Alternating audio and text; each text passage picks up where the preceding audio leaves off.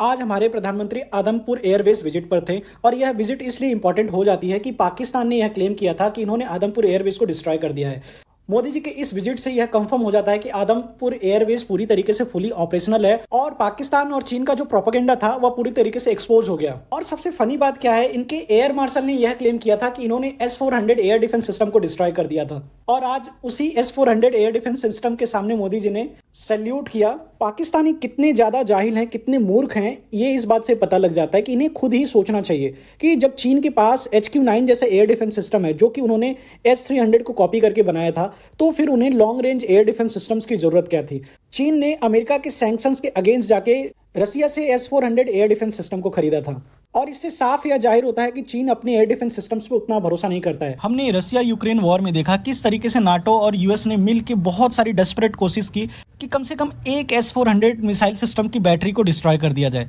पर पूरा वेस्ट इतनी कोशिश करने के बाद भी एक भी S-400 एयर डिफेंस सिस्टम को डिस्ट्रॉय नहीं कर पाया। इवन इस समय दुनिया की सबसे long range surface to air जो किल है वो S-400 एयर डिफेंस सिस्टम के नाम है। और उस हिसाब से सोच के देखिए कि पाकिस्तानी टेक्नोलॉजी में कितने एडवांस हैं कि इनका एयर मार्शल हाइपरसोनिक वेपन्स को इंटरसेप्ट करने की बात करता है और अब इन्होंने अमेरिकन को भी पीछे छोड़ते हुए S-400 एयर डिफेंस सिस्टम को डिस्ट्रॉय कर दिया।